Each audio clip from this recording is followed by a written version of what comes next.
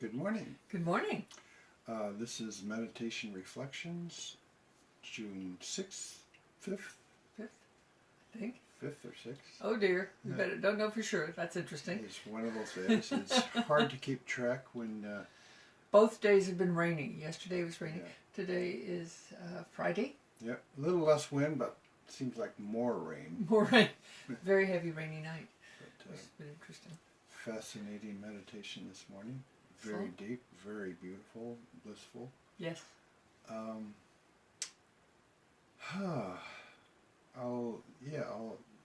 My experience this morning was before we actually did the meditation, we had a little discussion about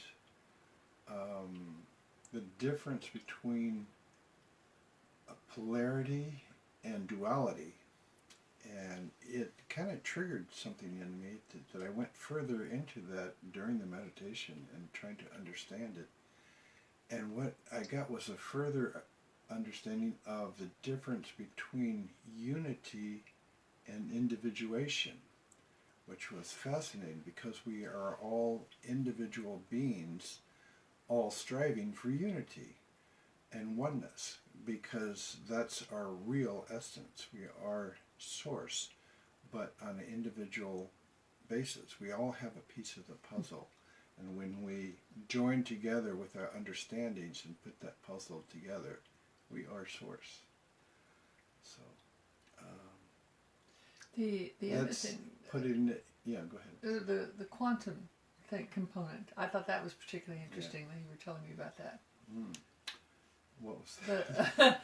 The little atoms going someplace else momentarily, and then coming back again.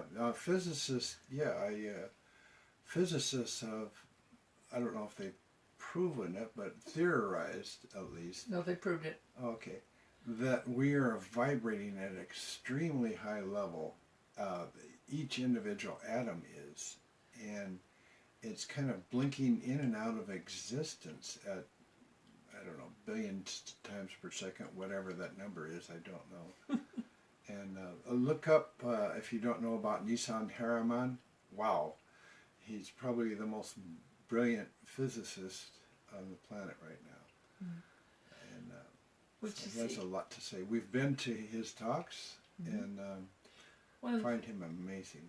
It was a fascinating experience because I was going, this is high-level physics, and this man is explaining it to a room of 600 people so that we could all understand it. I was ever so grateful for that one.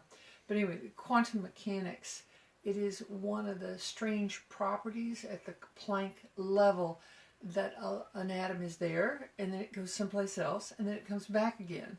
Yeah. And they do have some proof of that because they've also set two atoms spinning. Mm-hmm. You know, they'll be spinning two different directions, and they'll move them. They've now got, last time I saw a measure, 158 miles apart. They move the two little atoms. The fact they could identify the atom is fascinating. And they did something to one, and the other one reacted. So the instantaneously. What is it? Quantum entanglement. Quantum entanglement. That's it. There's strange behavior at distances.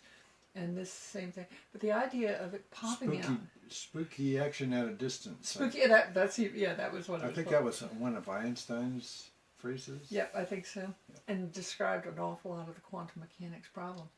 But the idea that when it pops out, it's simply going to source, and then when it comes back, it's being individual, and it can do that randomly at some incredibly quick amount of time, but still noticeable. So you are always source and you're always physical reality simultaneously. Yeah. Because they're doing it at random, and you are billions of atoms. So nice. I should explain a little bit about the polarity duality question. A friend has given me a book, Barbara Ann Clow, and she separates polarity, which of course is two opposites, like north-south, east-west, the magnetic polarity being common. But polarity implies a gradation in between, a range. And then she separates that from duality, which she says is two opposites in opposition to each other. So if something's dual, they dislike each other. And she's referring to that. When a person's in polarity, they're trying to see the two opposites and everything in between. When they're in duality, they're caught up in the fight or the contrast between two things. I'm right, you're wrong. And the emotion of that tends to cause them to technically go unconscious. And I went, oh my God, that's a great phrase. Yeah. And then one of my guides said I could tell you a little story this morning because we're in kind of an interesting crisis. This is a story I developed a couple of years ago, but it's a nice, quick little one. It's called The Peace Bomb. And there are 3 soldiers, or actually 4 soldiers, old grizzly World War II types who had lots of experience in war and really dug the trenches and could do all those things. And they had a young new soldier with them. He had been injured, and they drug him back into the pit they were using to kind of cover and hide from the enemy. Foxhole. Foxhole, thank you. And you know, he was injured, but they realized later that he wasn't actually asleep. He probably died. And they were talking about it. Then a message comes from the up and up the brass, and they say, the brass have decided to drop the peace bomb, and they're moving back, but they've told us to stay in place and just hunker down, and we'll be okay. And so you have this flash of white light, but then these grizzly old men are crawling out of the foxhole, and they're mud covered because after all it had been raining and it had been nighttime, but they were crawling out into a garden, an absolutely beautiful Pukariki looking style garden. That's a local garden here. Local garden here. It's also very beautiful.